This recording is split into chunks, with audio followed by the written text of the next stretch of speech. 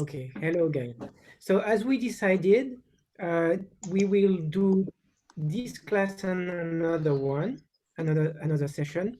This class we finish the topic of politics, politics with resonance, and to reintroduce what we were doing, I'm going to use this little map. I call it a map, but you can call it a summary uh, of what we tend to go towards this conclusion, this summary. So the problem we found throughout the semester, or at least this part of the semester,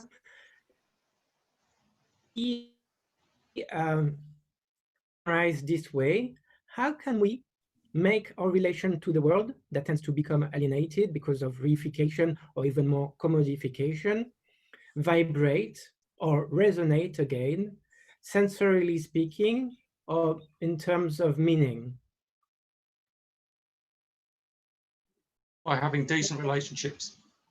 Yeah, exactly. By having everyone have a chance to be more equal and have enough money to live on and houses to be housed in and all the other things that come with equality. Totally. Yeah. And it does make people happy if they don't have to worry about their future. Mm-hmm. Gives them a resonance. Very good. Very good point. So more specifically, the task, because you remember in the subtitle of this class, there was this idea of a task of modernity, and we were trying to interrogate what that could mean. So the task of modernity appears to be fixing its own flaws. And its flaws, as we found them, were aggravating the conditions of living by pollution, by creating a climate change, the reduction of biodiversity, the alienation of human beings into robots, the commodification of life forms, such as the animals becoming just ingredients, and heteronomy, especially in the field of politics, when you have the sentiment that other people who are very different from you decide for you. And that feeling was what triggered some decisions that were anti-European, amongst other examples, anti-EU at least. The other flaws we noticed of modernity consisted, or consists, if you will, in not fulfilling its own promises, such as augmenting the self-determination potential of individuals. You remember that was a point on which Rosa was insisting, that modernity can be defined as the promise to enhance the capacity of each individual to decide what they want to do in their own lives. That could go together with the idea of democratization. Not necessarily, because you can have a minority that suffers from the decision of the many, and that is impeached or impeded in the development of their singularity. And another promise that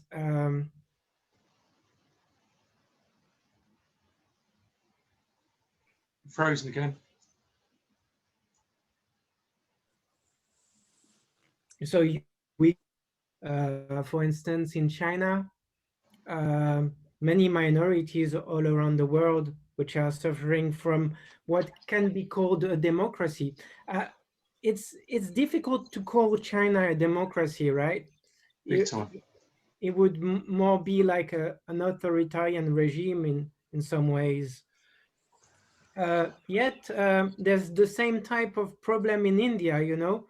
Modi was elected democratically, and there's also the problems with the treatment of minorities in India. Another promise that was not fulfilled by modernity, for instance, not for instance, is creating resonance in our relationship to the world. And that's what we're going to see. Well, actually, I want to leave you the choice. Do you want to finish the politics chapter today, or to see more this point today, which is the idea that modernity is the promise of creating more resonance? The chapter is really nice to read. So I think what we could do, if you will, is read this chapter to remind ourselves this promise, understand better what it is about, and then next time see the political side and discuss why it's so complicated and difficult to create the political environment in which this promise can be realized. That makes sense that way around. Yeah. Yeah. Okay, we're going to do that. And so this idea of creating resonance in our relationship to the world is an heritage from the Romantic period and the Enlightenment period, who were fantasizing, if you will, and that's not or fencing a relationship to the world that would make the individual feel very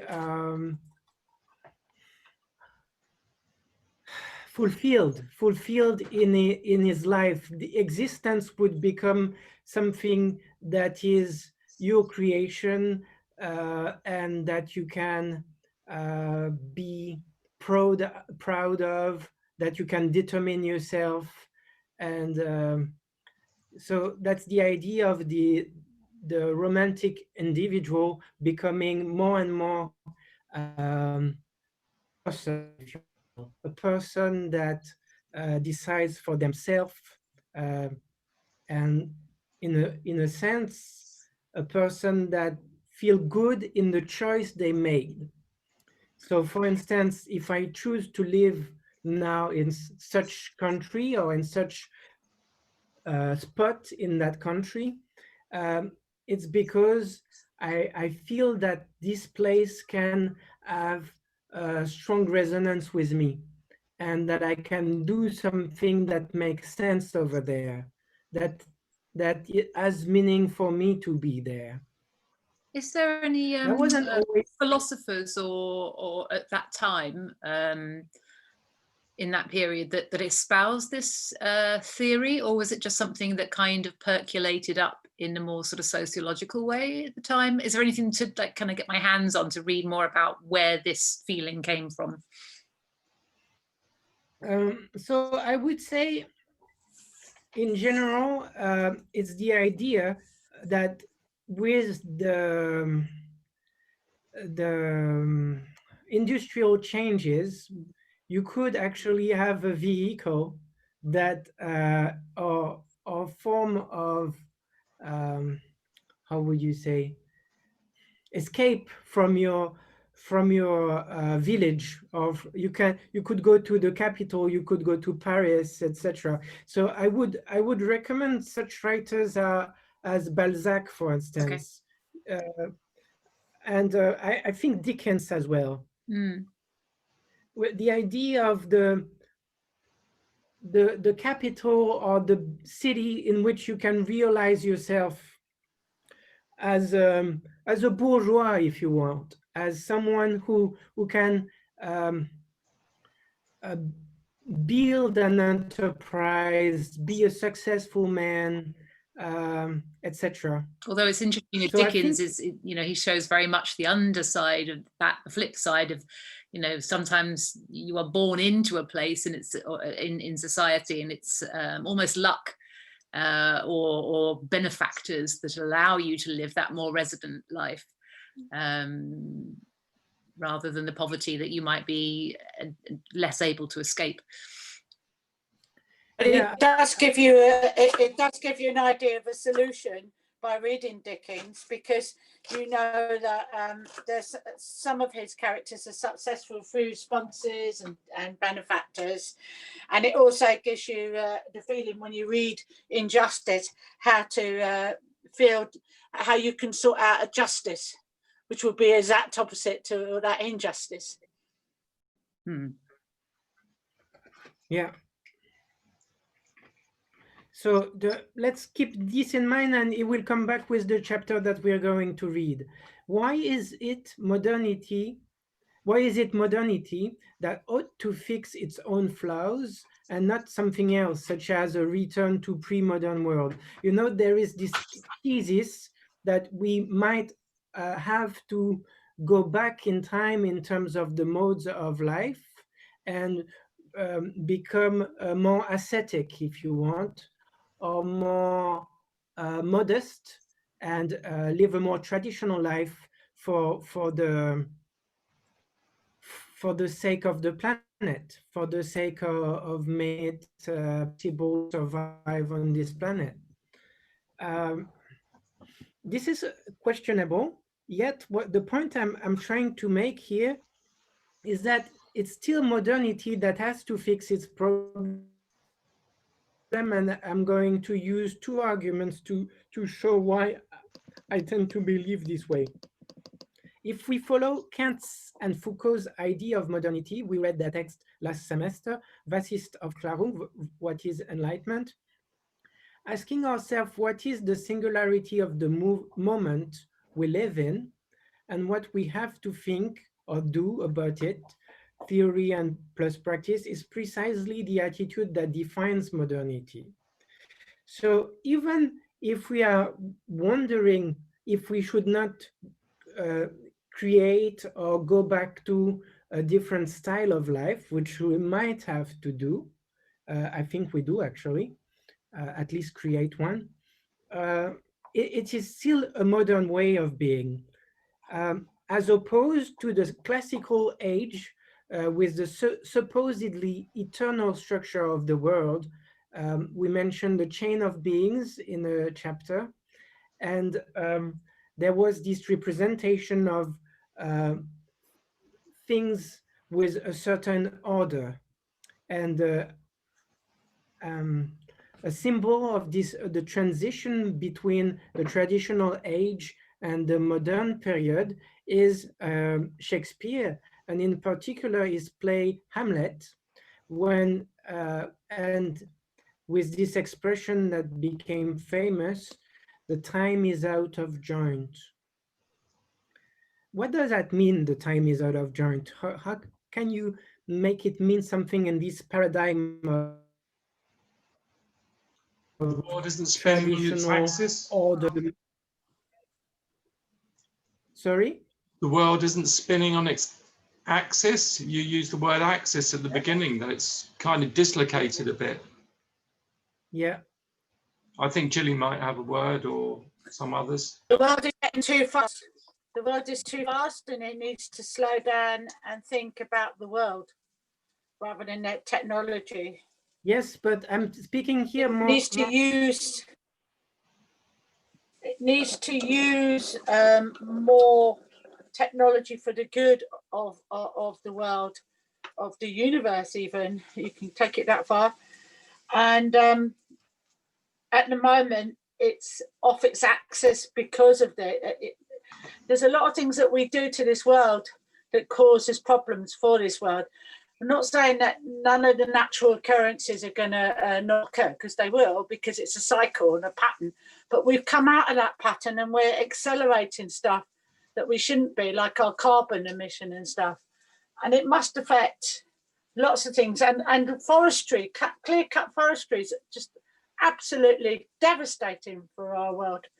And yet we've been doing it for years and years, and people aren't listening to people. So anyway, stop ranting, Susan.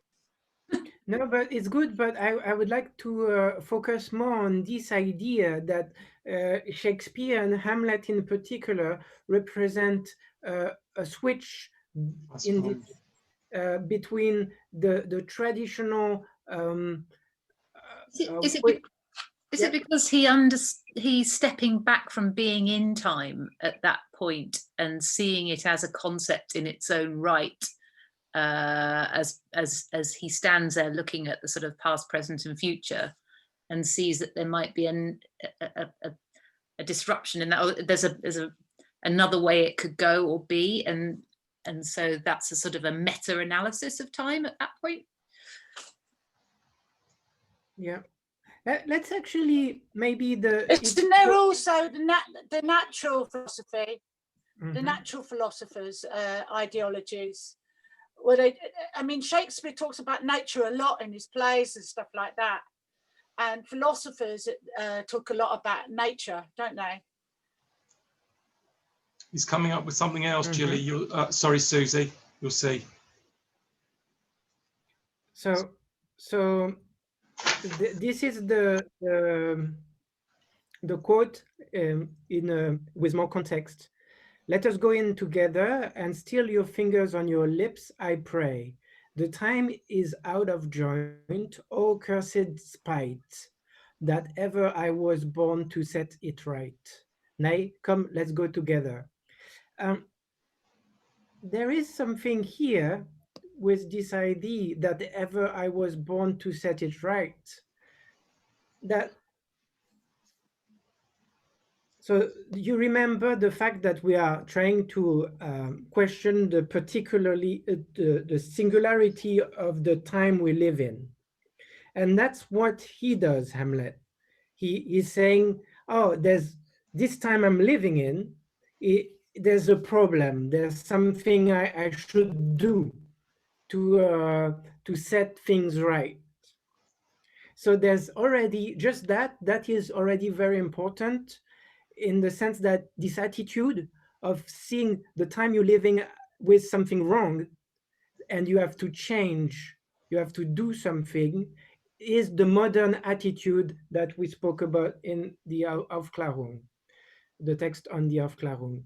And the idea that Hamlet symbolizes the paradigm, if you want, which means the opposition between the traditional cosmogony or worldview and the modern cosmogony, or lack of cosmogony, lack of worldview, if you will, is that he feels that the order is no more there.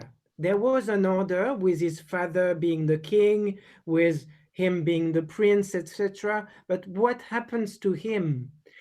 He is asked by a ghost to do something, to understand the situation. And as he understands the situation, what does he understand? That his father was murdered by his uncle. So that the supposed order of things is bullshit. It's interesting. There's no legitimacy in the order of things. It's as if you get up one morning and there's a joker or a joke as the president of your country, and you used to believe in the right order of things, and suddenly you realize that you get to kick your ass because the things cannot go this way and you get to do something yourself. That's what JFK said, wasn't it, anyway? In a way. What did he say? That's why what? JFK said, "Don't ask what don't ask what your country can do for you, but what you can do for your country." And that was just a reworking of that sentence there, in a way. Yeah, I still don't like your JFK at all, but yes, he said that. He said that. And so there's this idea that if you question the time you live in, and if already you have the attitude of a modern, because you don't think that things are gonna be the cycle of things in the same order again and again, and that your agentivity has nothing to do with it. you have a place in this world and you should just do what you are born to do. It's the very opposite. The world is not going right, and you have to do something, or at least you feel the need to do something to make things a bit better. Okay. Hamlet is a weird figure in the sense that he still has some kind of attachment to the old world, if you will, whereas we could imagine a different character who would be kind of happy to be modern. And there must be in literature, I'm not sure which one, probably in Balzac's, which is kind of interesting because Balzac was a royalist. But yet he didn't have at all the view, the idea, the traditional idea of a society in which everybody has his own place and nobody moves. He had this idea that with your character, you make what you make your life become what it can be. Okay, let's move on. If we follow the idea of because I gave a first argument here, and the second argument why it's modernity that should fix itself is because if we follow the idea of the pharmacon that I already mentioned in last semester, I believe, that we find in Plato, Heidegger, Derrida, and Stigler, and I will explain again what the pharmacon is. It's the etymology of pharmacy, and it means at the same time a poison and a remedy, which is interesting because it's what we have now when we talk about medicines, right? We say those drugs, they have bad effects on you. And we are talking about the vaccine now, and we know that the remedy can also be a poison. And it's also like that when we talk about the world quite often and our lives. Yeah. And do you know what was thought to be at the same time a remedy and a poison according to Plato? What was he discussing as the pharmacon? It came in last week, didn't it? We talked about it. Maybe. Can't remember. Wasn't democracy, was it? It was writing. Yeah. Writing, yeah. Writing. And so that's why I say, if we follow the idea of the pharmacon, technology is both the poison and the remedy, and technology from the invention of writing to the invention of internet, from the wheel to the electric cars, Okay, so the solution might be a bit presumptuous to pretend we know what it is, but let's hope we see some light. The solution might come from our uses of techniques, or another way to put it would be our ethics towards technology. The last period of Foucault's work is dealing with such, the techniques of the self, the use of pleasures. One of his books on the history of sexuality is called The Use of Pleasures. And in his courses at the Collège de France, he studies a lot the techniques of the self, such as writing a diary, taking notes of your dreams,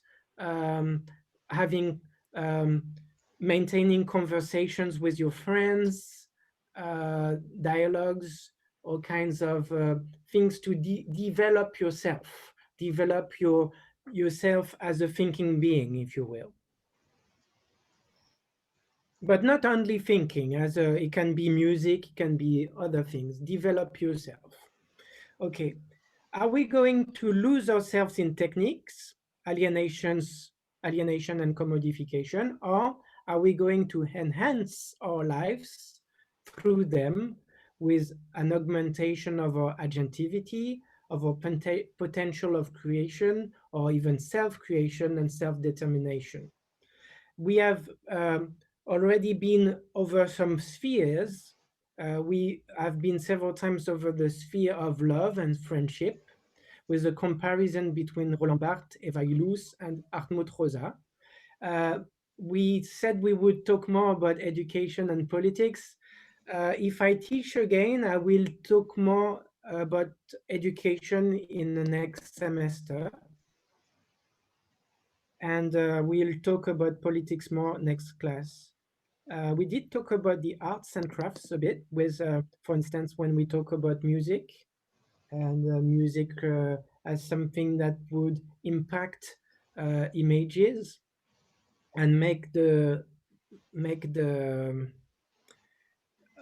determine more subtly the emotions. Science, philosophy, religion, spirituality. Okay, we talked about intermediality, etc., etc. So I'm not finished with that, but we discovered that there were crossing concepts, such as the concept of muteness or silence with a bad connotation, which is also a synonym of alienation. And the opposite was resonance, with silence as a good thing and self-determination as the opposite of alienation. Silence as a good thing was with Hampton, silence as a bad thing was with Barthes, absence of communication, and here with Hampton, it was the absence of noise and the enhancement of perception and health.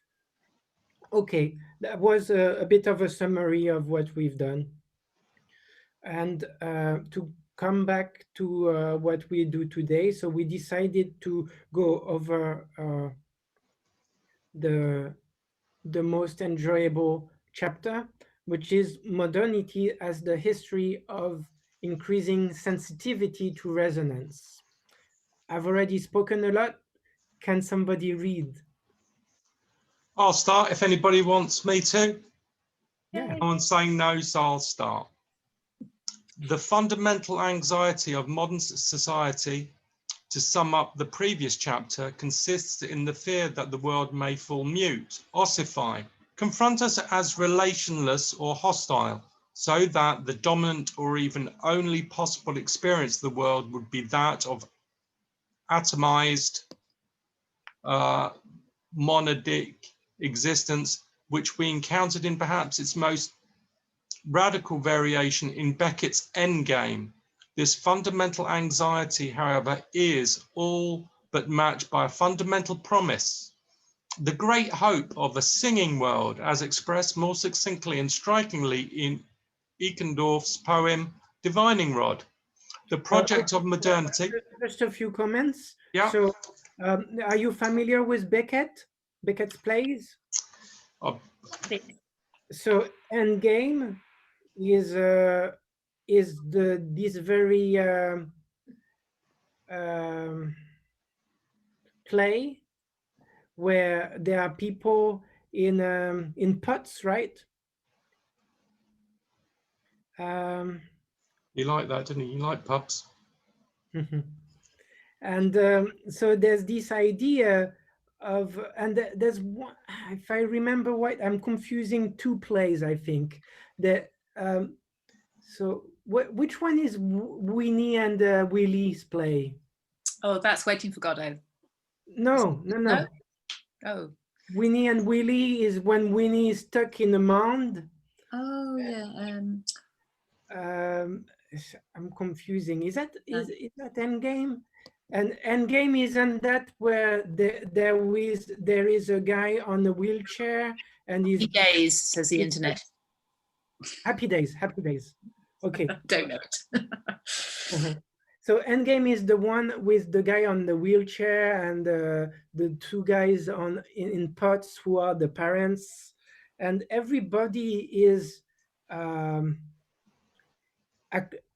mean to each other in some ways, and they are atomized in the sense that they can't touch really each other much.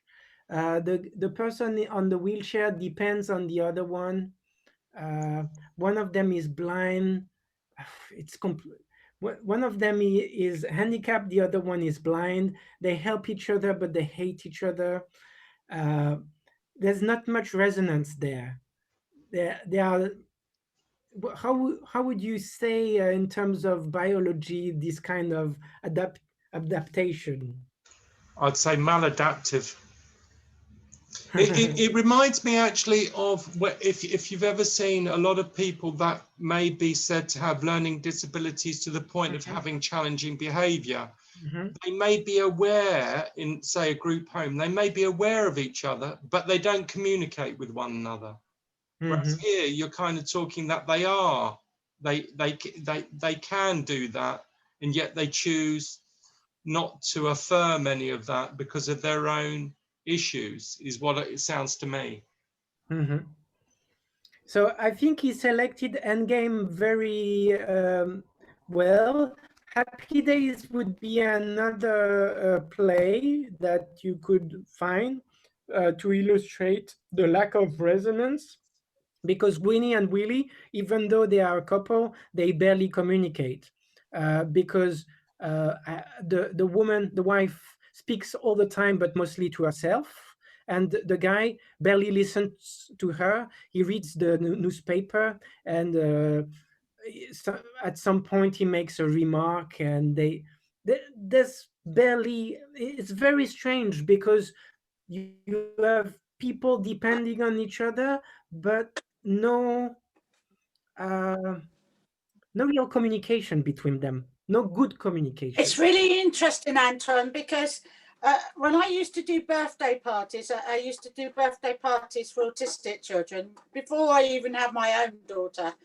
And what gave me a lesson, which was really interesting, is I thought at one party, it was very early on, I thought at one party, the little boy whose party it wasn't listening, and I was quite despondent. And I said to his parents, I don't think he's even listening or even connecting. And actually, they turned around and said, well, if you look at him now, he's actually trying to juggle. And for the life of me, during the party, it didn't seem like he was listening or communicating at all. It was a real lesson for me to learn. It's interesting because autism's different for everyone, I know. But, you know, I just thought that when you're autistic, you cut off your communication. And that's not the case, obviously. I've learned that now. But at the time, it was a real revelation. So he was actually listening. Well, I'm just wondering here that in terms of Happy Days, which I think is a very good Fonzie program, but thinking about this book, in terms of that real communication, we also covered the idea of ignoring in one of your previous classes, and how ignoring or not showing your face necessarily can be a way of actually marking your discontent so that it's noticed. So perhaps they're both doing that. That's what Willie might be doing. Anyways, I'll be quiet. I'm just reading a little bit about, just reading a bit about the background of this. They're called tragicomedies because, as one of the characters herself puts in one of the plays, nothing is funnier than unhappiness. It's so bitter. It's so bitter. Yeah. But what's interesting is that this idea of I forgot what I was going to say. I think it's to do with ignoring. Sometimes, because we're talking about human relationships, so sometimes that would be the case as well, Scott. But other times that ignoring might mean what Anton means, which is they don't hear or they don't listen and they don't communicate. And in someone else, that could mean something different. It's interesting with human relationships, how we're all individuals as well. Some people do it purposely, though, to be honest with you, Susie. Some people do it purposely. That's the sad stuff. So my daughter said some people do it because they don't always understand as well. Yeah.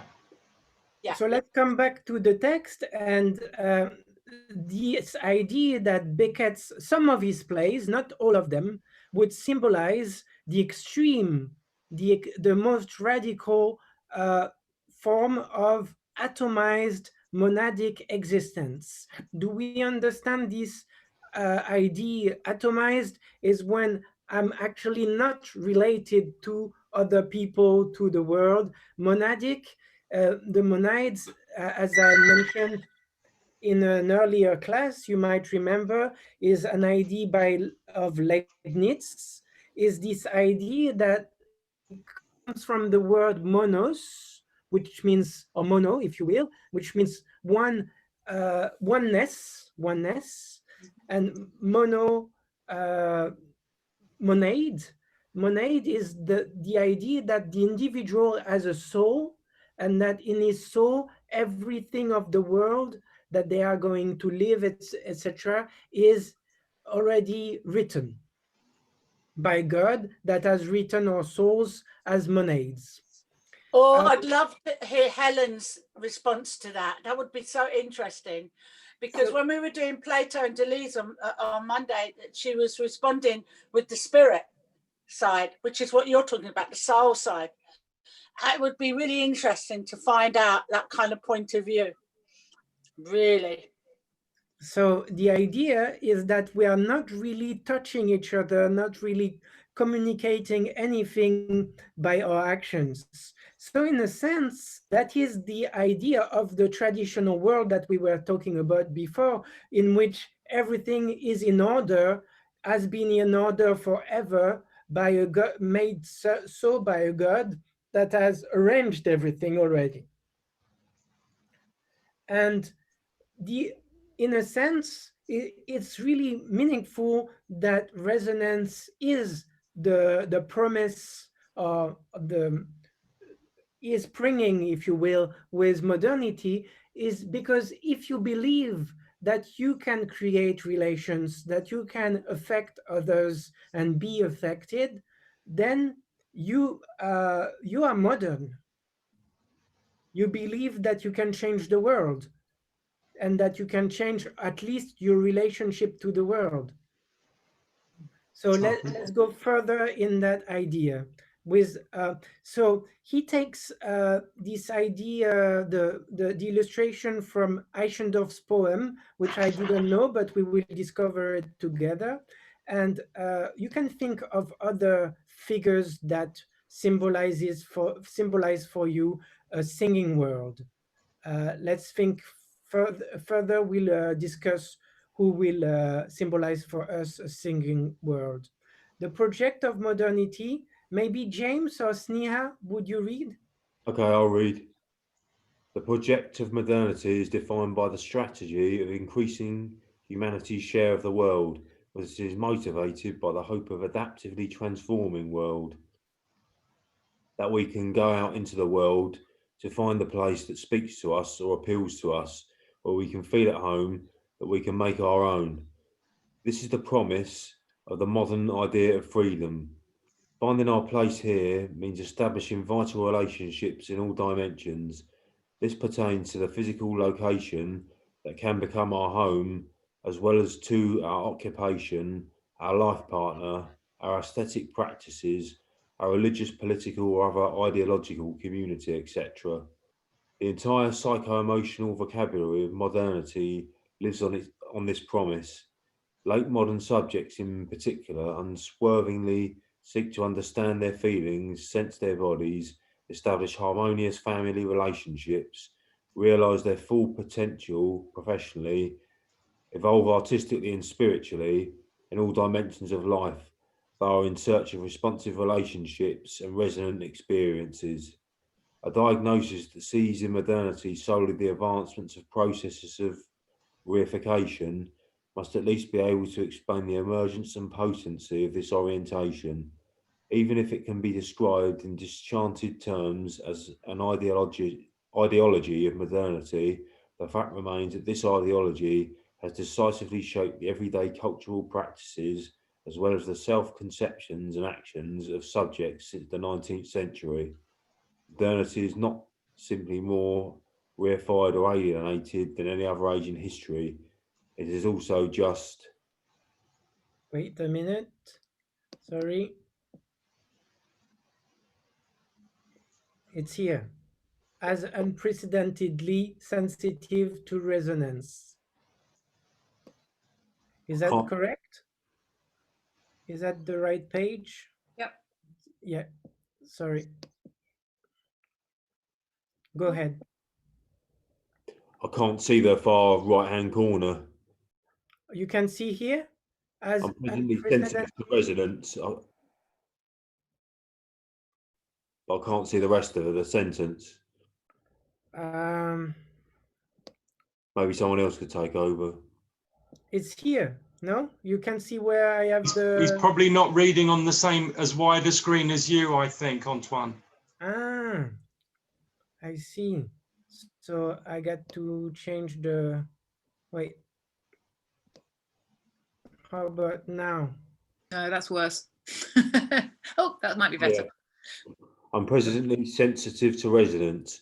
How did this sensitivity come about?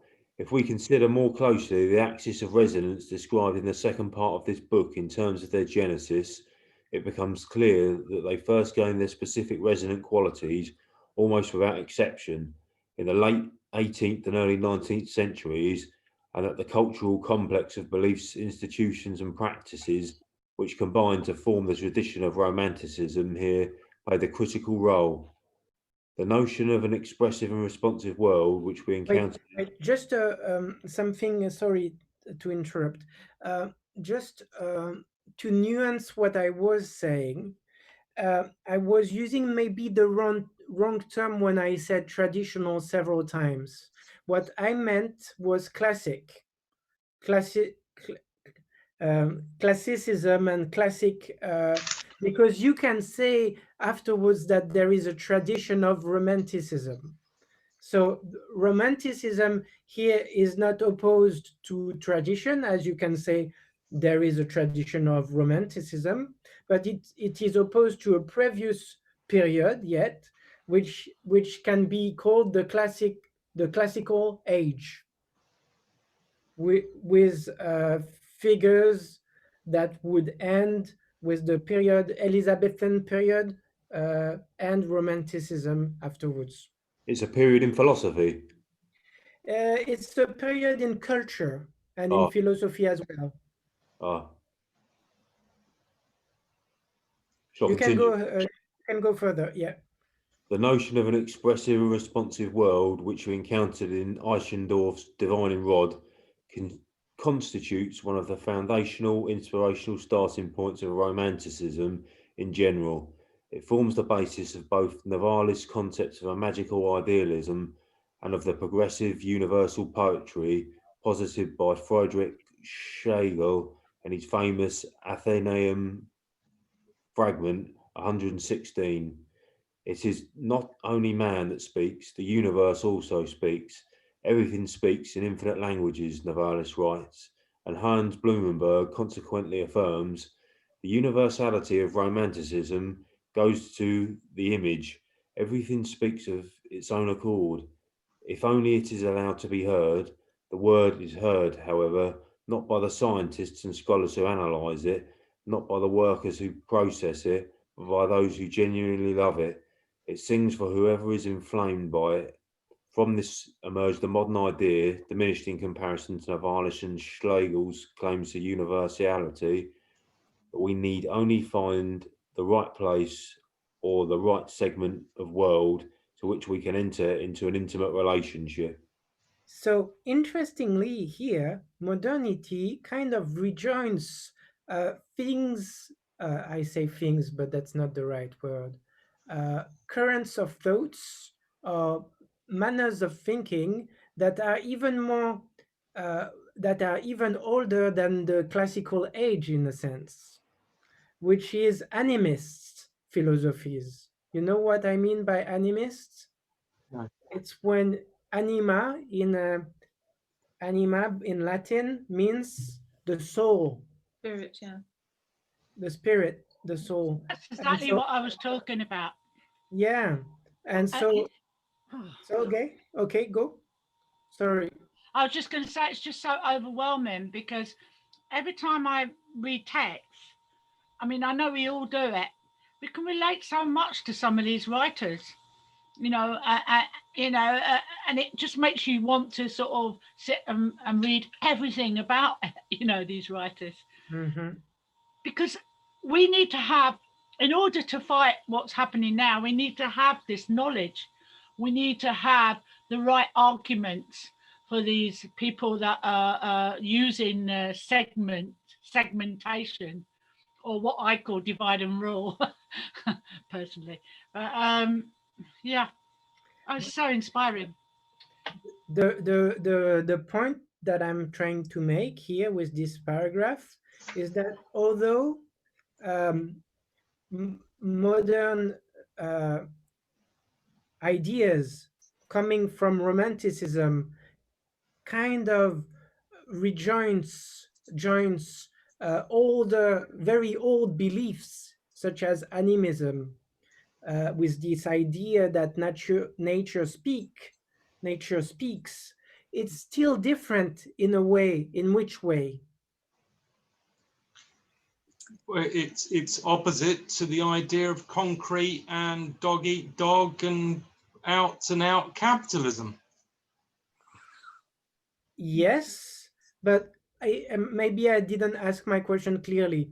What is the difference we can find between this modern idea of nature and the idea of nature you find in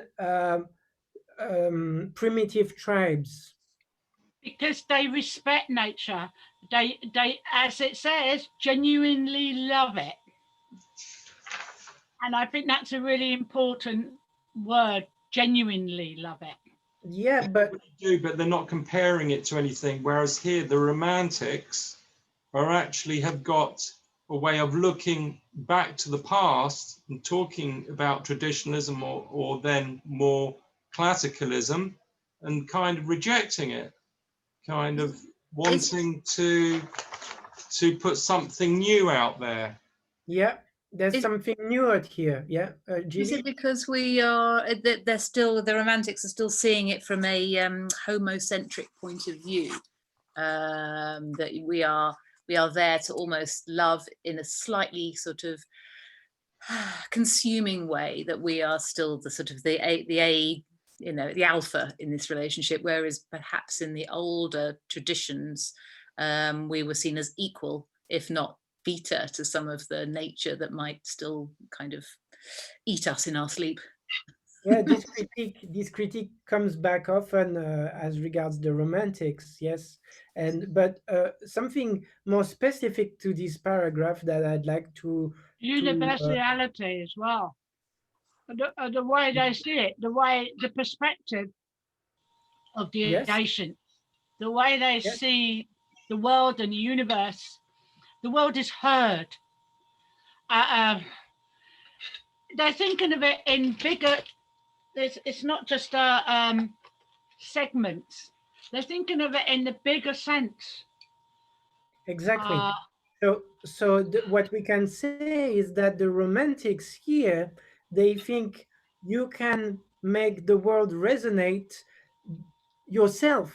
You can find a place where the world would resonate for you, which is not the primitive type of thought where you live and nature is full of knowledge, full of life, full of divinities, etc. Here it's more the idea that you can find the place that works for you. There's this idea of creating yourself, the resonance between you and nature, which is in a sense to create something that has not existed before. There's this idea of creation here, of making the right place for you, right segment of the world work for you. So creating your relationship to the world. That's the difference between what Scott was saying earlier. We have an attitude that we should get nature working for us rather than us working for nature. Mm-hmm. Got touched on that earlier. Yeah. And I think that's the difference between the ancient idea and the romantic model that's taking place now. Yeah. Yeah. Let's go a bit further to understand the link, the inheritance from the Romantics to the modern times, to what we can see as modernity today. And Sneha, are you still here? Yeah, and yes, Anton. Should I start from the notion? Yeah, that would be wonderful if you could read the next paragraph. In this way?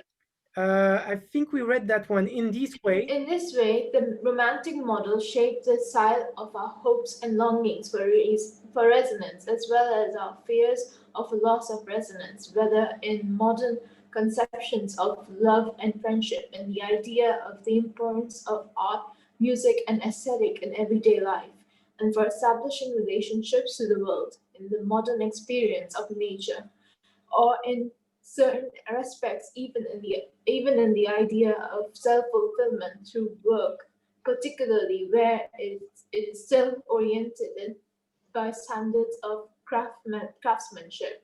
What is more especially romantic sensitivities to and hopes for resonance are also manifest in the modern concept of religious experience, in the idea of education as not merely training children or bringing them into line, but guiding them to maturity, and in the dreams of political community shaped by participation, sympathy, solidarity, and shared values, as well as by a living history.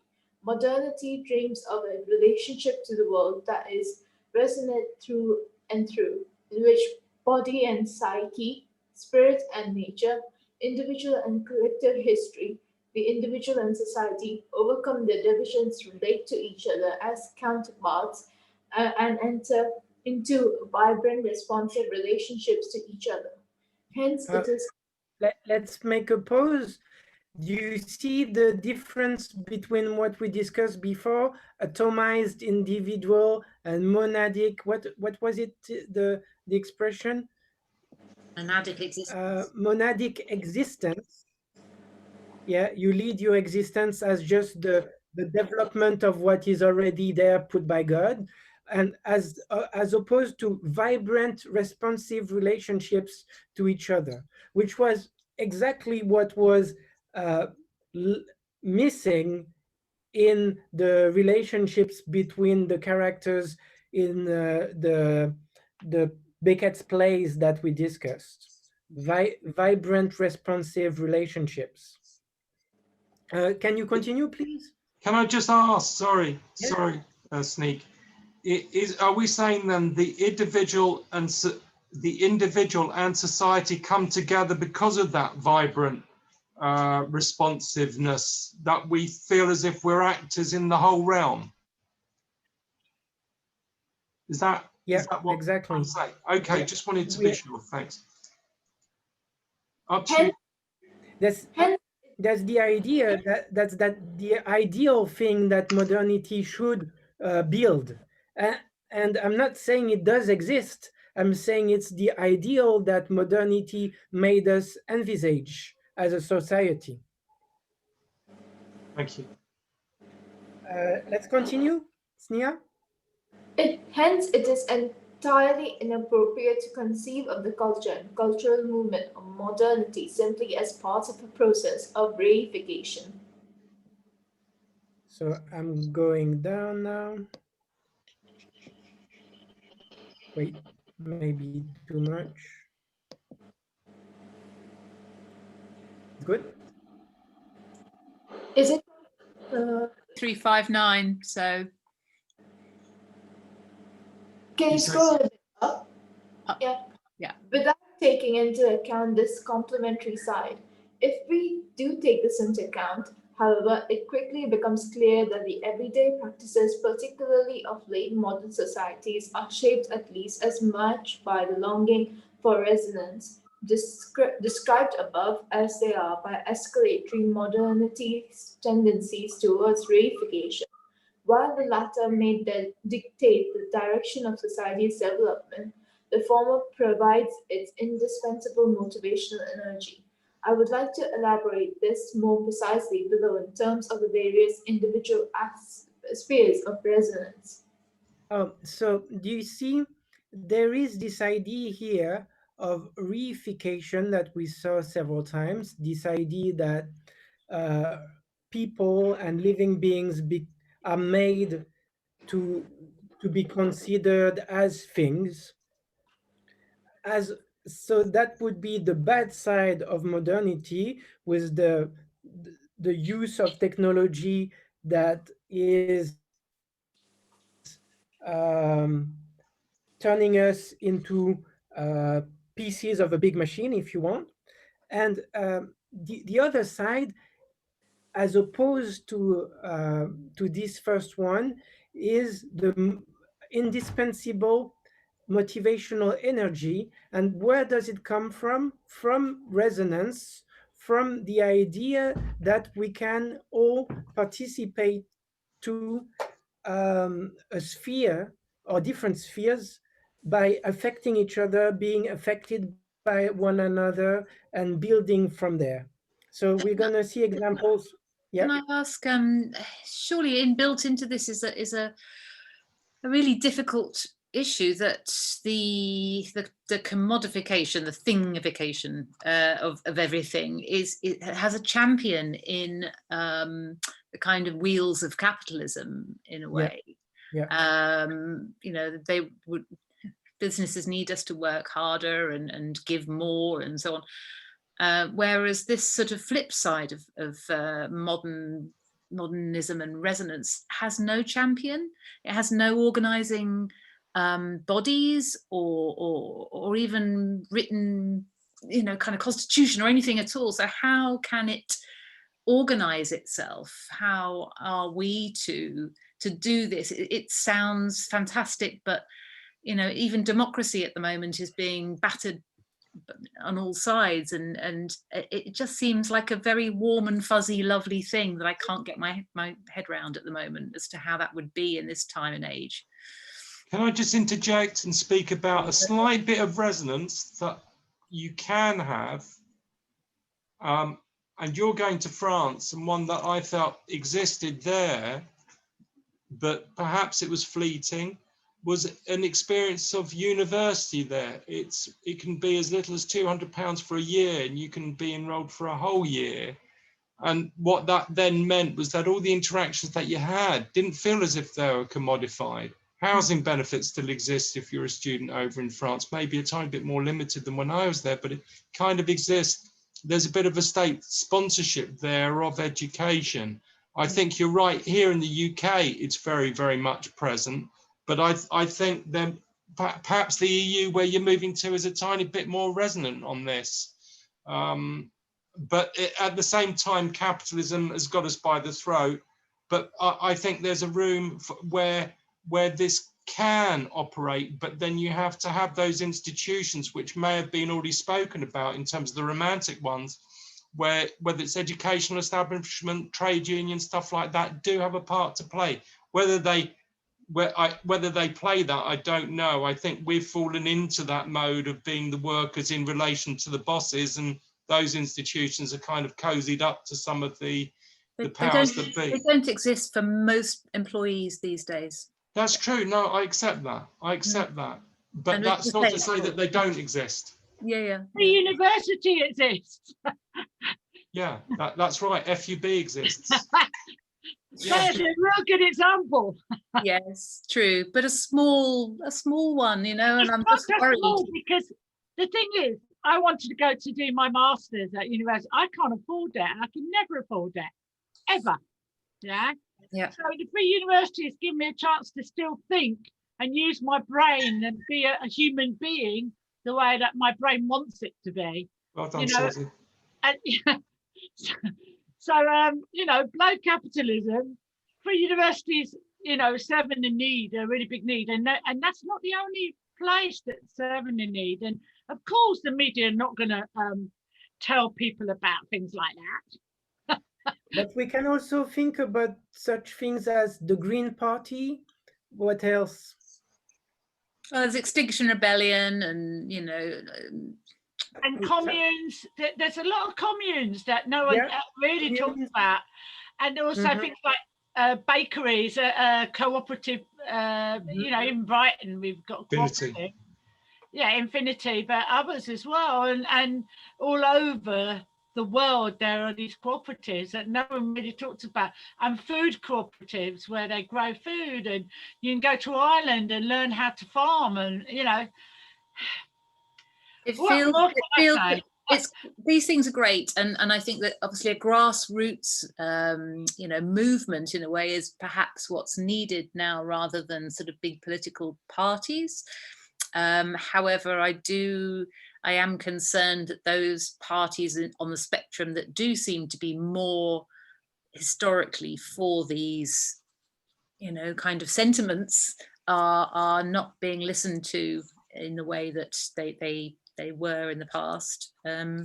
Everyone's moving to the centre right, and it just feels that there's no one really speaking up for this in a way that is, heartfelt on a broader national or global platform. I don't know, maybe I'm just feeling it's not only not being listened to, but they consider these societies, these organizations, as a threat to their capitalistic society, because if people were more educated and doing all the things that that these organizations would love you to do on a bigger, larger scale, there would be a lot of dangerous people around.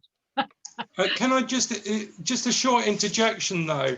I hear what you're both saying, but in part, I just wonder if people have become, that we've become a tiny bit too accepting of the society in which we live. And so, for instance, I'm an office worker. I'm part of the problem. I'm not your farmer in Ireland. I'm not moving to France to live in the southwest and probably living more with nature as Gilly is. So in which case, could it just be that seeing yourself as an agent, as Antoine, as readings here are trying to espouse, are a bit difficult for people. That can feel a bit alien. The idea of us going out and I get the bus and I go to Churchill Square, which is our mall, if you like, Antoine. If you go to that, if you go there, you'll get what you need to eat. You'll be able to clothe yourself. Those basic needs of a hierarchy, where we get an endorphin hit, those are kind of covered. And I think we've lost the ability to go beyond that or forego that. I don't know which you would take in order for what you're saying, Gilly, where some of this stuff that is more on the fringes becomes more mainstream. And perhaps like when Susie said about communes, perhaps it is a case of people having to tune in and drop out like in the 60s to perhaps see some of this. But how do you do that instead of just dropping LSD?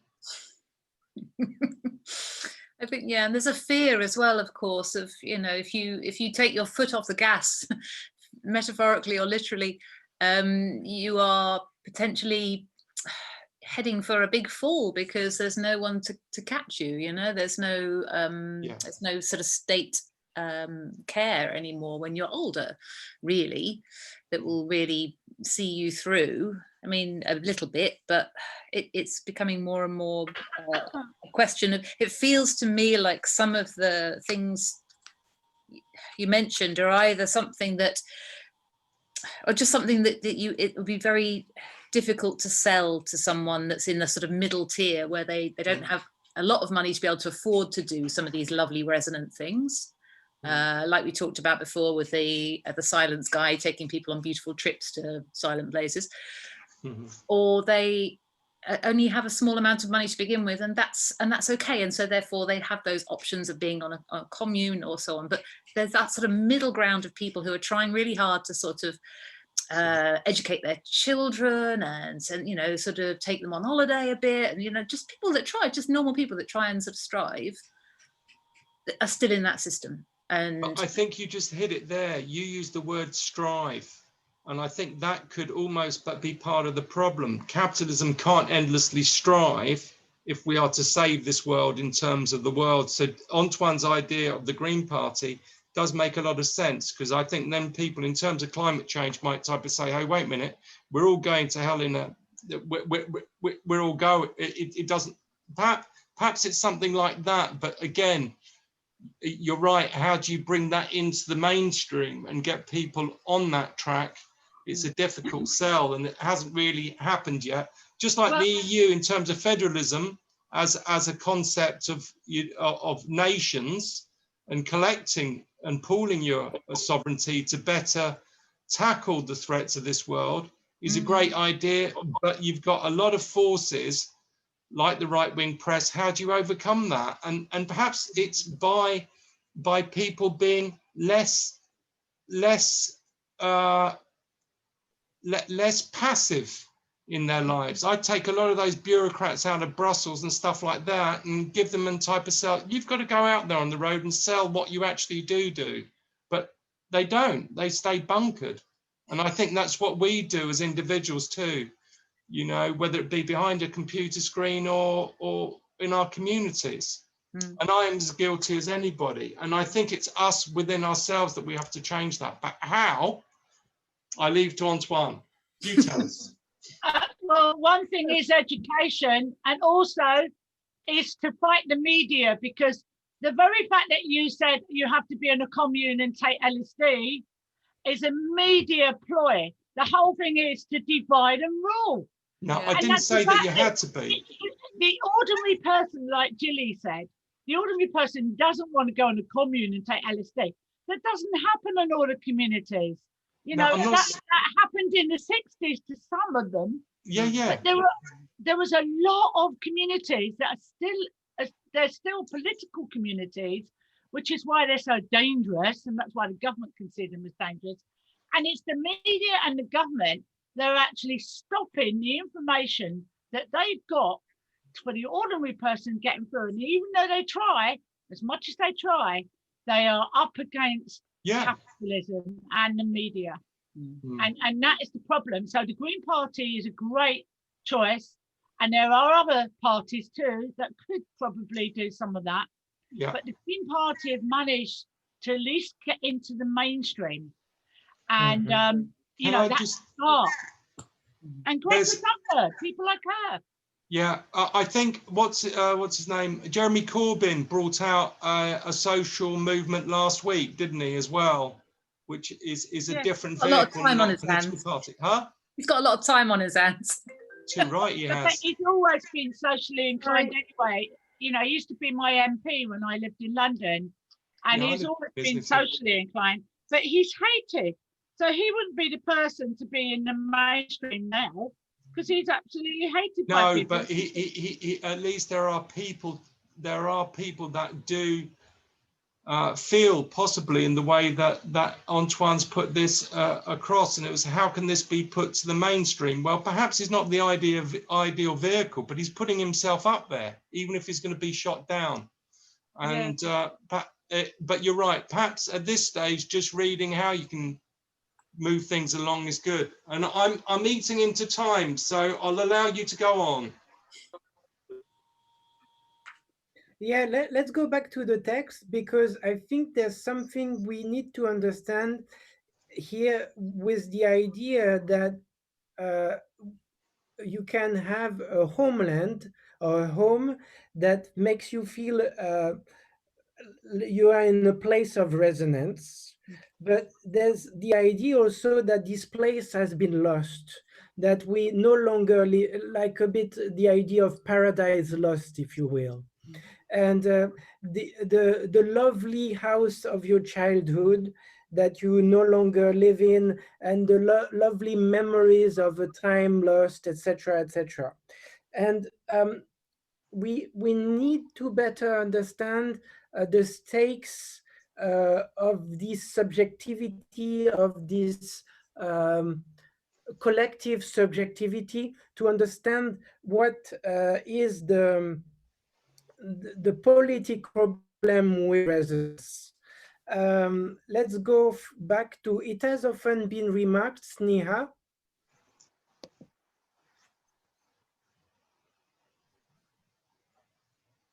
Are you still around?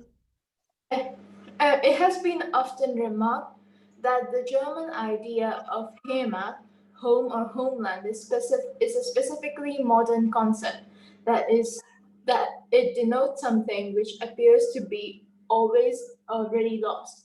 But what it denotes, I would like to claim, is a specific form of reference or relation to a segment of world that has been adaptively transformed in the classic sense, a place where things speak to us and say something to us. The trees, the river, a house, or even the gas station, the industrial chimney stacks, and the local fast food restaurant. They speak because they trigger resonances in our own biographical memory and the people with whom we are connected by a shared history. Please continue. We perceive as home the segment of the world which has become a part of our history and our identity, but we can experience home as resonant only when we perceive it as another, as separate from us. When we have become conscious of the fact that it's not unquestionably given and a part of us, but rather belong to an inaccessible, changing world. It is the experience of a dichotomy between segments of the world that have been adaptively transformed and those that remain foreign and indifferent, but which gives home meaning. Hence, home becomes resonant in that sense only when it appears first to be contingent and second to be not only connected with our identity, but also inherently elusive. Home is thus necessarily always already lost, but in it we come to the idea so powerful for modernity of a responsive, accommodating world. If we understand home in this sense as an adaptively transformed resonant segment of world, then conceptually it no longer needs to be tied to a fixed place. Home can be the dining car on a train, an airport lounge, or the cab of a semi-trailer truck, or any heavy metal bar or mosque anywhere in the world. It's a great passage. It is. So, yeah, it's important to consider that because we live in a different world, or we used to live in a different world before the COVID situation happened. When many people would travel a lot all around the world for business reasons and have different places they can live in, etc. I'm talking about the high-class bourgeoisie, probably, but it's a lot of people experiencing this new style of living with the EasyJet types of low-fare tickets that make voyage available to more people, etc., etc. In Europe, you know, we had Erasmus for students to go a semester or more, study in a different country. And I personally, I had the experience of living in the US, and I felt home in different places very easily over there for reasons that are still a bit mysterious to me. It became home quite easily. And Antoine, come back to us. We are in England. Come back to us. Our home has become the planet Earth. Yet there are still many places on Earth that are not good places to resonate. There are many places which are terribly difficult to live in, and where not only poverty but violence is dominant. yet for even those people who live in those places, they might have their little place, little spots where they find some resonance, they find some security, etc., etc. So you can think of the modern world as a fight for resonance, as a fight to keep some resonance in a globalized planet where the problems are becoming more and more difficult, or environment becoming more and more difficult to maintain as it used to. And we're still trying to keep some resonance in this world. It's a challenge. Reminds me of Theresa May's quote, wasn't it, about the about Brexit and the idea that the people that were fighting for kind of a more European kind of connection still, she called citizens, I think she said, if you're not a citizen of somewhere, i.e. your hometown in England, really, she meant, you're a citizen of nowhere. Mm-hmm. And she meant that as a slur, rather than a resonant kind of good thing, which seems to be very much different to what Hartness is saying in that last paragraph that we read, that home can really be where you make it, in the sort of cliched way. Mm-hmm.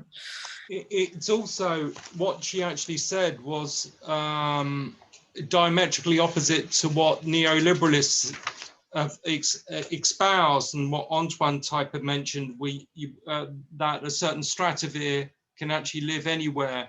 And there is this term, isn't there, about those that I think it's anywheres to those that are, what you said, completely homebound and can't go anywhere, kind of thing. Mm-hmm. And they then use that it's that those that can live anywhere are more adaptable, and that's the kind of society that they want to exist, and probably why they want people to be able to work from anywhere in the world. And the perfect example of this was the guy that was who's the famous actor, George Clooney. Mm-hmm. George Clooney, who plays a guy that basically fires people, but firstly goes round the whole of America, mm-hmm. Losing their jobs, and then the firm says, well, you don't need to fly, but he's actually addicted to the flying because it gives him this sense that he is above it all, and that he isn't anywhere, that he doesn't need to conform to any patterns of life or existence. But in actual mm-hmm. fact, what he finds is that it's even more alienating to be behind a screen where he sees nobody, or that the person that mm-hmm. he's meant to be dealing with, in terms of firing them, that they can't really cope with it either, being fired by a computer. So I think I think it's fraught, this idea of being anywhere and being of somewhere, and I think this article covers a bit of both. Let's go a bit further. Also, there's a speech by Adolf Hitler in 1933. The clique, the people who are at home both nowhere and everywhere, who do not have anywhere a soil in which they have grown up, but who live in Berlin today, in Brussels tomorrow, in Paris the day after, and then again in Prague or Vienna or London, who feel at home everywhere, are not the citizens we want. Well, yeah, okay. It's exactly the same. Did you say that was a 1932 speech called Clique? 33, Hitler. 33, oh Christ. Yeah, I see what you mean. That's also a connotation towards the gypsies as well. And it's a racist one as well. Because, travellers, everywhere, always put down in some way or another. Hitler's got a lot to answer for. Well. So is everyone else. Although the Daily Mail did post yesterday that, oh God, what's her name? I've forgotten her name. Sorry, the head of German Parliament. Merkel. Chancellor Merkel, the worst chancellor Germany's ever had. Oh. We're like, Yeah, but they also wanted the boats, the frigates, to be out in the water to protect our fish. Our fish. Just think Hitler might slightly squeak the worst chancellor vote. Yeah. But people like Hitler just didn't like anyone that was different from, you know, the ordinary. I think talking of resonance, could we just decide not to talk about the man, Antoine? Sorry. Antoine? I was going to say. Let's go a bit further.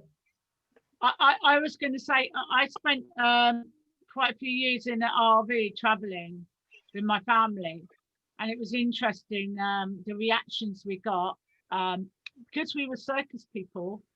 We got a different reaction from travelers and the people that we met on the street as well. It was really, really interesting, the whole attitude, and that for me was not just in the UK. That was in the North Americas as well, and it also happens in Europe as well.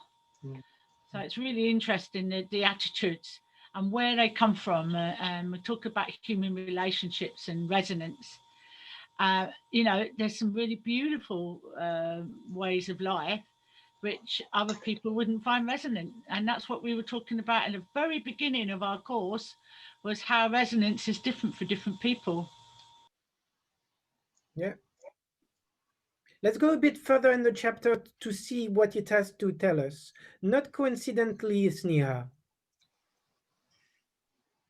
Not coincidentally, then, home becomes a powerful concept during the age of Romanticism, and from there seeped into a psycho-emotional vocabulary, particularly in the form of homesickness, which gets right to the heart of the modern longing for a resonant world.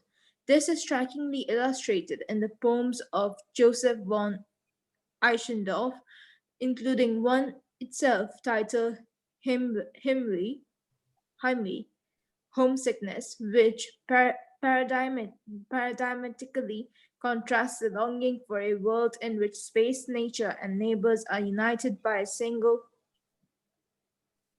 Wait, sorry. No problem. By a single breath. Can you see it? Breath, song, and call for, with the experience of, could you please scroll up? Of a scleral figure, foreign land, such as we have encountered in the works of Beckett and Adorno. Homesickness. So you know, yeah, go ahead. Sorry. that there is the trees, there slumbers a magic spell, and often at night, as in dreams, this garden begins to sing. At night it sometimes wafts through the silent round to me. Then I call out from the depths of my heart, "Oh, brother heart, to you." The others are so foreign. I dread this foreign land. We will wander together. Faithfully give me your hand. We will roam together until exhausted we kneel upon the grave of our father to that old magic song. Mm-hmm. And you can think of maybe dystopic movies that have been created throughout the second half of the 20th century. I think the first one before the second half was Metropolis by Fritz Lang, and all kinds of dystopic movies. We mentioned Blade Runner, etc. That show us Earth as no longer a home. That show us Earth as a foreign land. You can think also as about the movies with Mel Gibson in a desert place called Mad Max, which was adapted again recently. Mad Max or Waterworld with Kevin Costner. Many of them you can think of. The showing us Earth as a place where we lost homeliness. and we became homesick of Earth. Another type of movies that do that in the 21st century, I noticed, is the movies about space. Did you see the one with George Clooney and Sandra Bullock named Gravity? Mhm. It's actually a film that shows how homesick she becomes of Earth after praising what was living in space with the silence she felt there, etc. It's a film about homesickness of the normal life we live on Earth. And in a way, you can say also that Tarkovsky's movies, such as Solaris, or Solaris was already that type of movie. And what is the other one with the zone? Stalker with this idea of finding some zone that would be a better place, etc., etc. And the ending is so interesting. You understand something by the ending that is very close to the moral of Solaris. I think comparing the two movies shows you the philosophy of homeliness, being praising what you consider normal, what you take for granted, after having discovered that there is the possibility of falling maybe forever in a foreign land. There is an element in many of those films of melancholy, isn't there, which is what's being referred to here as well. I think that kind of Proustian wanting to get back to something. Yeah, very much so.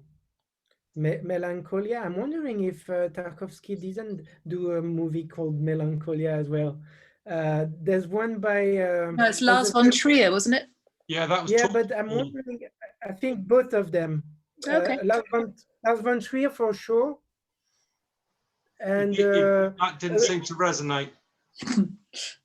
Yeah, the Lars von Trier's movies are very questionable in terms of resonance, because in a sense, it's not. It's a strange cinema he makes. After some, I really enjoyed The Idiots. Have you seen the movie The Idiots? I don't think so. It's a very interesting movie about singularity and being assertive of who you are. But then there are movies with Dancer in the Dark, etc., that are trying maybe to show the world under a demonic side, that are a bit strange, but cinematographically interesting, I guess. Mm-hmm. Let's move a bit further in the text. From the beginning, who else would like to read? I'll go. Yeah. From the beginning, in Eichendorff, as in Romanticism in general, home is not simply cozy or pleasant, but deeply ambivalent connotations. Home can be painful. It appears as that which is already or always lost, but which calls to us. Hence, I read Ernst Bloch's famous dictum that home, or a homeland, is something which has yet to be created, which shines into the childhood of all, and in which no one has yet been, which means nothing less than the overcoming of alienation, not as a departure from the romantic concept of home, but as its radicalization. The resonant world is the promise of modernity, but the latter has yet to ever realize the former. And what Bloch recommends as a means to adaptively transform the world is something of which Romanticism was scarcely aware, namely democratic appropriation in the sense elaborated in chapter 7.3 above. Which is the one we were working about on. So you see, there's this paradoxical idea here of creating a home. Why is it paradoxical? Because home can appear as something that you already have. That is what you were born in, your home in which you were born. yet what the thesis is showing is that the Romantics were having, as Gilly was saying, a melancholy attitude towards home, saying it's something you've always already lost. Derrida worked a lot on this idea of always already. It became trendy in the 20th century. Always already, we are in language. Always already, we are in culture, etc. You see what I mean? And in this sense, also, always already, you lose home, because home is always what you see as what you had in the past. You see? Although it does say here, interestingly, and what I've been thinking in the background is that home is not always a place of safety. Yeah.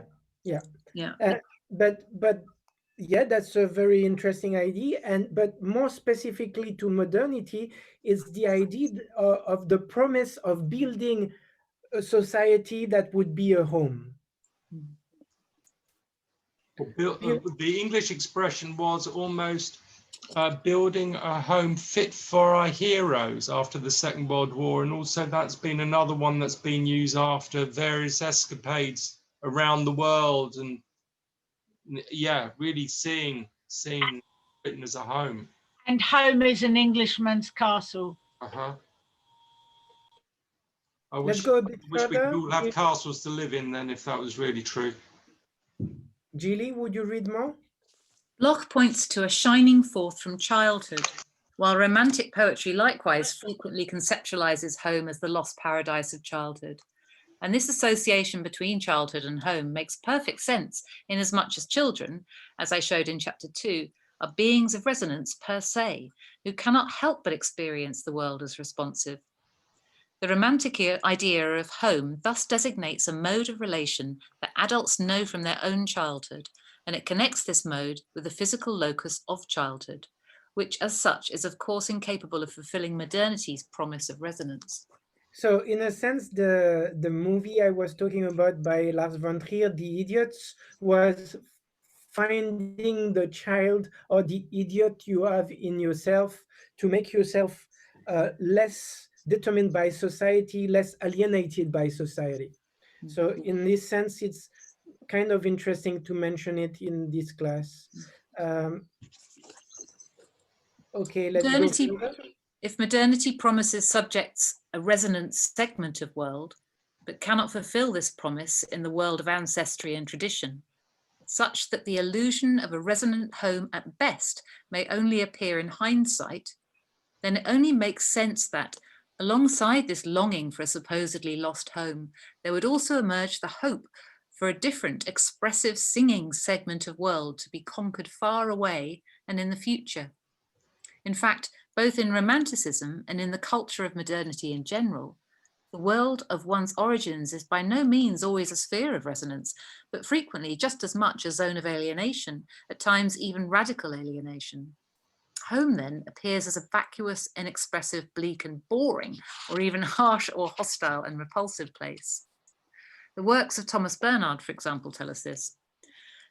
Consequently, since the age of German Romanticism, homesickness, Heimweh, has been juxtaposed with the idea of what we might call away sickness, Fernweh, a longing to find somewhere else on the earth that promised place, a resonant segment of world, and to actively, adoptively transform it. For this too, Eichendorff, so powerful in the German cultural imagination, finds the appropriate poetic or lyrical expression. Not only does he have his good-for-nothing go out into the world to make his fortune, he also writes the following. High above your cares, I look down from the mountain to the land. Full of 1,000 good mornings, the world was in flower. What makes you so foolishly hesitant? What is beautiful should be yours. The world only acts so brittle. It wishes to be conquered. One can sense in these last lines just how closely the mute modern program of increasing humanity's share of the world is linked with the hope for resonance. Expanding one's scope appears in Eichendorff as a strategy for seeking resonance. In his famous poem, Sehnsucht, or longing, Eichendorff utilizes nearly the full complement of modernity's axes of resonance, nature, art, music, history, love, to describe the call, song, and breath coming from afar. Longing. So golden the stars were shining, at the window I stood alone. Through silent fields far echoed a post horn's joyous tone. My heart caught fire, inflaming my secret thoughts' delight. Who would not too go roving on a lovely summer's night?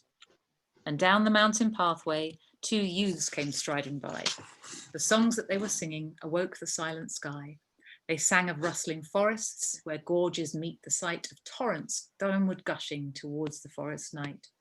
They sang of marble statues and palaces of stone, of gardens in the moonlight, their misty bowers o'ergrown, where maids at casements listen, where lutes their hearts excite, and drowsy fountains murmur on a lovely summer's night.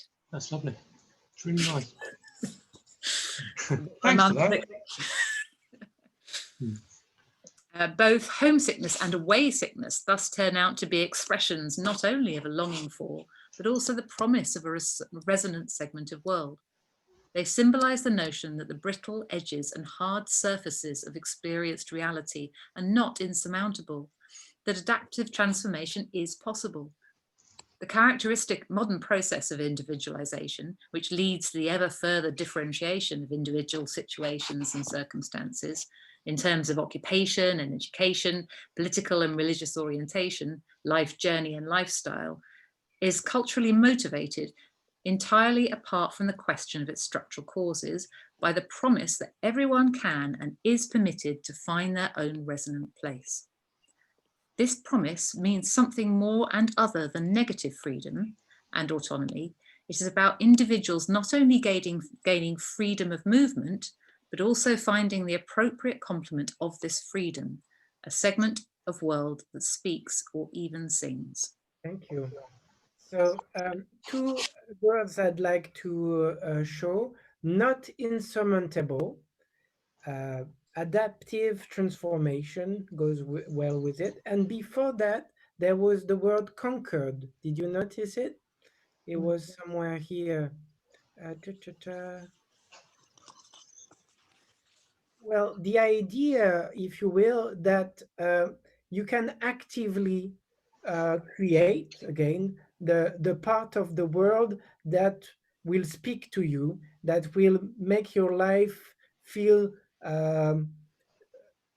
full of energy and love, etc., etc., as the beautiful poem shows. Where's the word conquered? Somewhere here. Oh, it's in the sort of mini poem. He says, what makes you so foolishly hesitant? What is beautiful shall be yours. The world only acts so brittle. It wishes to be conquered. Okay. Thank you. Oh, yeah, you're right. And yeah. Which is a little bit more about that sort of alpha human approach to nature again, but I mean, it's said in quite a positive way, I guess. It wishes to be concerned. It's criticizable, yes, because it's kind of legitimizing your action on the world. Perhaps he means more it's your life, you know, that it's the world of your life. I kind of read it as. Yeah. Yet you could say that it's not legitimizing an action such as building dams on a river. It's more legitimizing an action such as going to the river to find peace there, to make a picnic or something like that. Yeah. Okay. Let's go a little bit further, but before that, I want to focus on the idea also. So we had the idea of activity, action, the fact that you can make it be your resonance space, and the space can be the one chosen by you, and that is relatable to the idea of freedom of movement. We used to have that here Antoine. That's what I'm fighting for. Well, you've got another couple of weeks, just as where you're going on the 27th. Yeah. But it's interesting, right? Because the idea of home, paradoxically, is related to the idea of freedom of movement. Mm. Home is no longer the place where you necessarily grew up, etc., which can be, as you noticed, Gilly, full of bad memories, despair, etc., bad energies, if you will. Home can be the place where you settle, where you decide to make a home.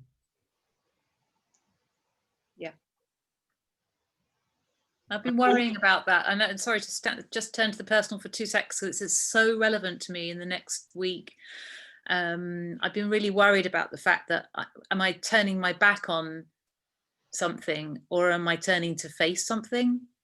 And am I making a home in the middle of France, in the middle of nowhere, as a kind of battening down the hatches reaction to society, or am I trying to embrace and improve society in some way by making a 2-acre garden and bringing my friends there and so on? And it's been really difficult to understand whether I'm resonating or I'm running away. Maybe you're doing both, which is good anyway. I mean, in one sense, because sometimes you have to go away in order to see and observe what you've done and where you can go. So Yeah. sometimes you need that space, and you can't always get it if things are there on top of you. Yeah. So Let's it go. is important. Let's keep this idea of Susie, and let's go a bit further, because I think we might have also a different perspective with the chapter that says find your home, and we'll finish on that note. The safety of home, we haven't heard you read, Susie. Can you read the safety of home? We don't hear you. Put your microphone on. The safety of home, the allure of afar. Even if I cannot provide sufficient empirical evidence for this here, it appears evident to me that modern everyday culture ceaselessly evokes and reproduces these two promises.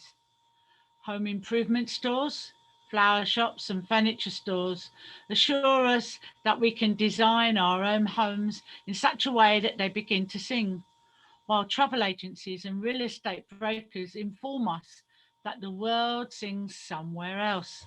That we illustrated with the text, with the website Afar. You remember Afar with the Gordon Hampton idea of finding this somewhere else, the silence. Go further.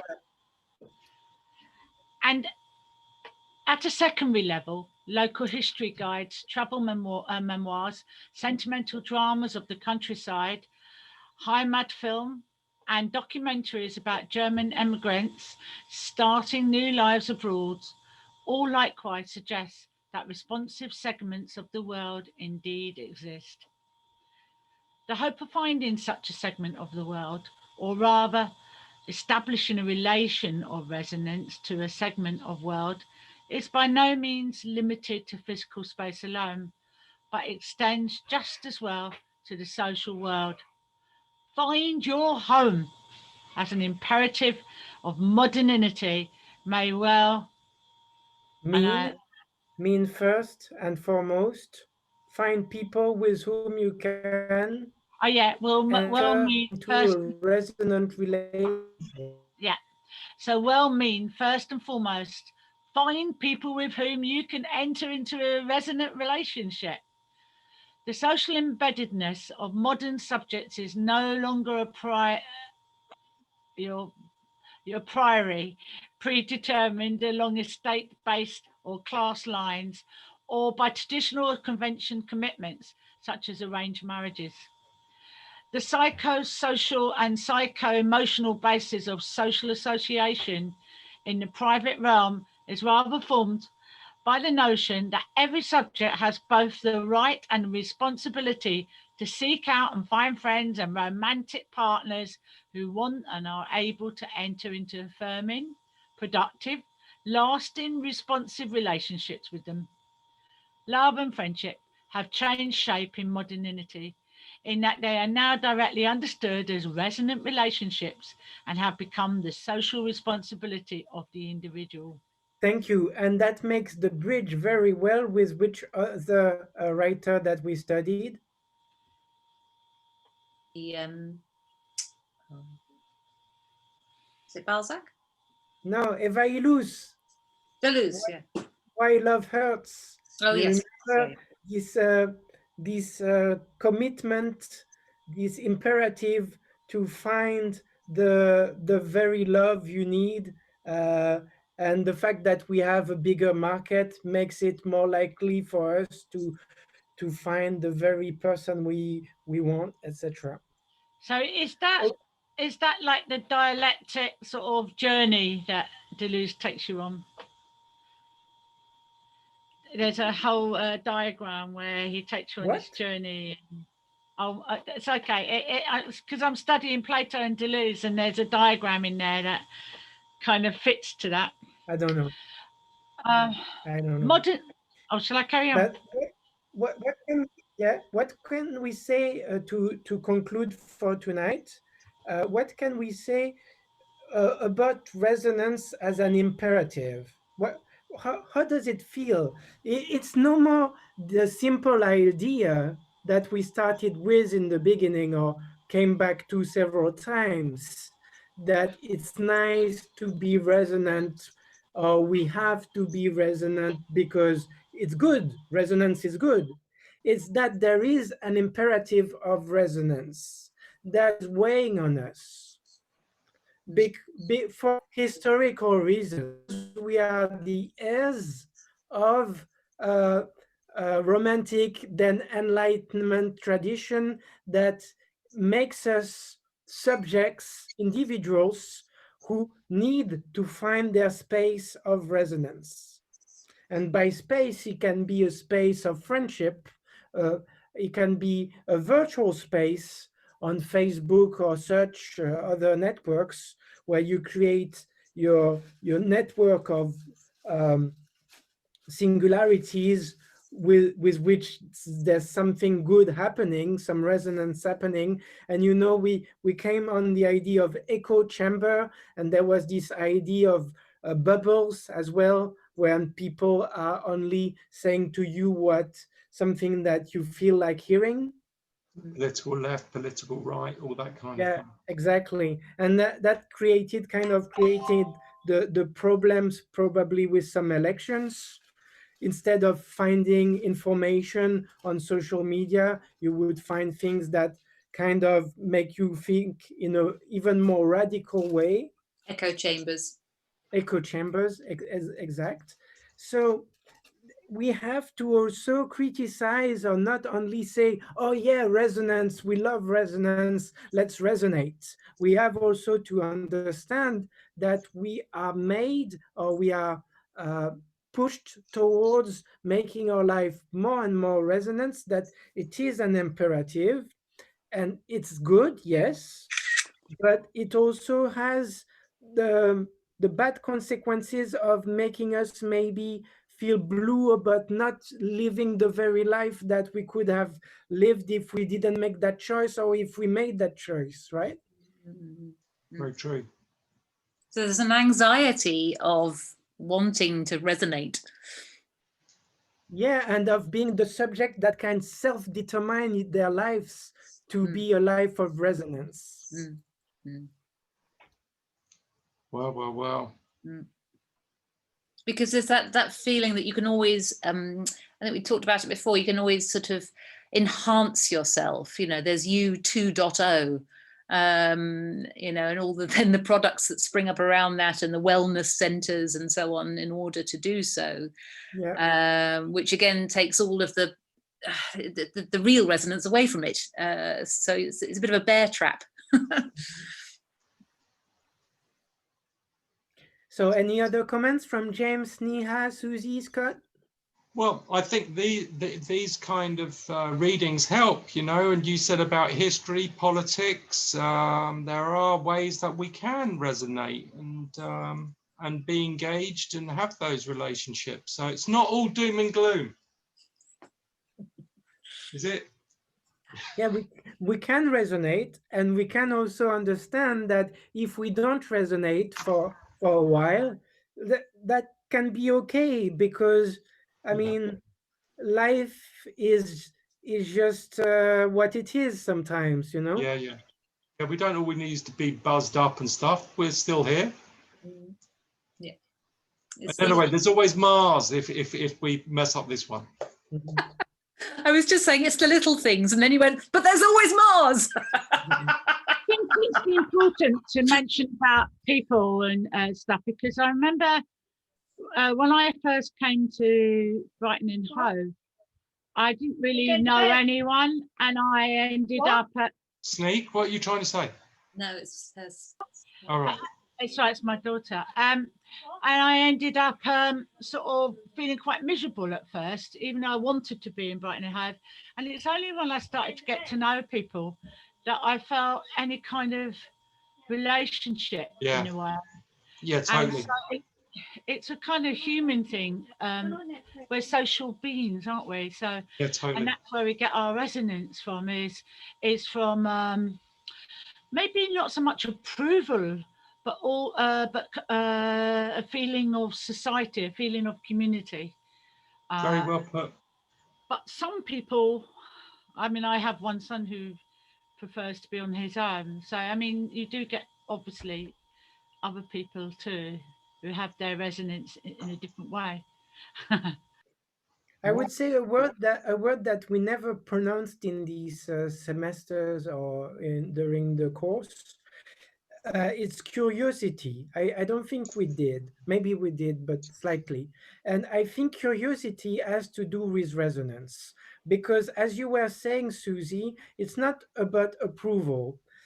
For instance, if you don't think that what I'm saying is the best on that issue, I'm okay with the fact that you're not celebrating my opinion. But yet, if you're not even interested in hearing what I have to say on the subject, then there is nothing between us, you know? Open-mindedness, yeah. Caring for that what comes the down other to can bring. Connectiveness, connection, Yeah. which makes it a resonance. So James and Sneha, anything you'd like to add for tonight? No, it's just nice reading and listening. Thank you. Thank you. Sneak. Come on. Sneha? No? You read very well, by the way. You read very well. Thank you so much. Yeah. So Susie, one thing you were saying, sorry. Don't worry about it. It's fine.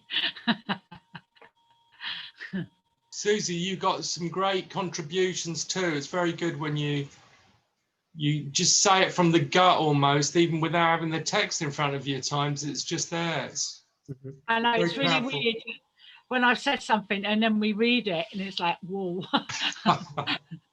And actually, seeing you with the kitchen, it. it was quite funny seeing you in the kitchen. So thank you for letting us into your house. You know, it's like through the keyhole. I tell you what, it's a very busy kitchen at the moment because we're not getting a delivery next week. For some reason, all the slots are full. I wonder why. So luckily, I actually brought in quite a bit of food this week for Christmas. Well So done, you're ahead of the game. Oh, You're ahead of the game. oh, I don't know what I would have done if I hadn't, because I wouldn't been able to go to a supermarket. So. It's tough. It's not easy. Not But easy. thank you for thanking me. Yeah, And well, you thank do. you, You're doing some great everybody. stuff. Be it the last night for Gilly. Thank you so much, Gilly, for your participation. And I the might, text well, and if you're everything. having it at 5 o'clock next week, I might be able to come for an hour actually, Good. Yay! Yay! Next Wednesday, yeah? in my Yeah, Santa next outfit. Wednesday, Yeah. 5 o'clock for the English people, 6 for the Moroccan ones. Excellent. And thank you very much. Thank We'll you. finish Oh, this thank you, one Antoine. and we'll It's talk been about really good. politics. Bye. Well, I don't think so, but thank you. Thank you. Bye. Bye One bye. of my radio shows during COVID has been with a beautiful musician. He's a songwriter and singer and also pianist. And I actually interviewed him. He was in Morocco and I was here in Brighton in my house. And he's a lovely musician. He's a worldwide musician, but he's actually, during the COVID, staying in Morocco. And the one thing I noticed when I first got online, because we did it, I think we did it on FaceTime, because I do a lot of interviews by telephone. And he had the most beautiful, ornate Moroccan house. It's not his house. He actually sold his house just before COVID, and he's staying with a friend and his family and his mother, you know, the friend's mother. Beautiful place, though. And he kept on, and it was really hot there, and it's really cold where we were in Brighton. And it was really hot, and he kept on drinking this water, you know. And then I suddenly sussed it was really hot there.